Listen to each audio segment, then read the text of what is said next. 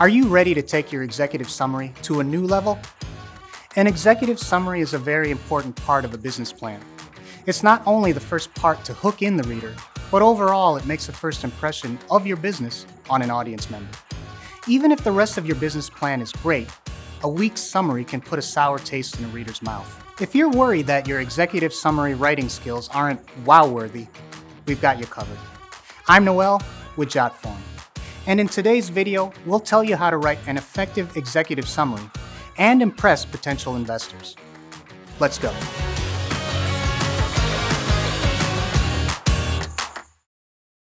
Executive summaries are a tool used to show someone unfamiliar with your business what you do, what makes you unique, and why your company will succeed.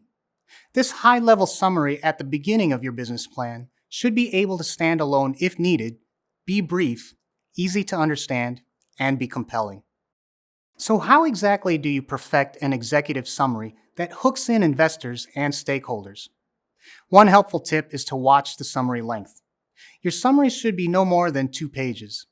It can be difficult to summarize your entire business in just a few paragraphs, but the more concise your summary is, the more powerful it is. It's typical that you'll get 30 seconds or less to capture someone's attention anyway, so having a succinct business pitch highlighting key points in your back pocket is priceless. Much like a good movie, if you're not hooked in the first few minutes, you'll likely turn it off. Your first paragraph should be compelling and give your audience an immediate sense of what your company does. Ultimately, you want your reader to reach that aha moment as soon as possible. You could consider your first paragraph the executive summary of your executive summary. Get to the point ASAP. Your intro should include aspects of what led to the company's creation, while the rest of the summary discusses your full business plan. You can even include brief sections on the points you'll explore in more depth later in the plan.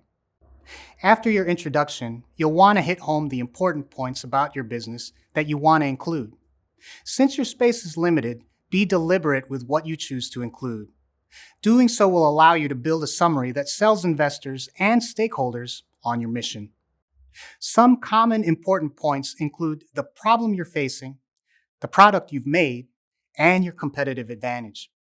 You can also include your target market and the overall market you're competing in, your product's distribution plan, your management team, and why you're equipped to succeed, why now is the right time for your business, and how you'll stay competitive going forward, an overview of financial projections, and your fundraising goals.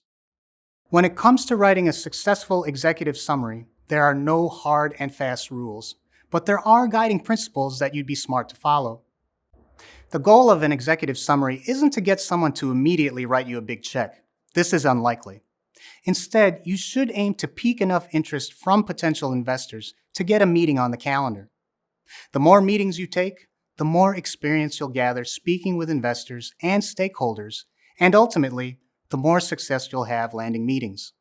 With this truth in mind, you can best shape your summary with details that will create interest. Another helpful guideline is to be authentic and confident in your executive summary approach. Finding investors, mentors, and partners is much like dating.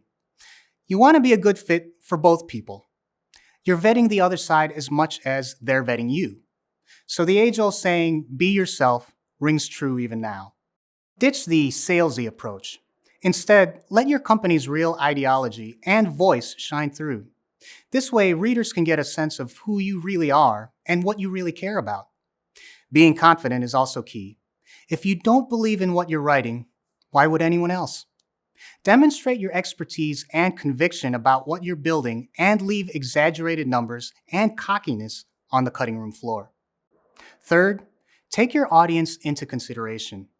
Don't use inflated descriptions or overcomplicate things.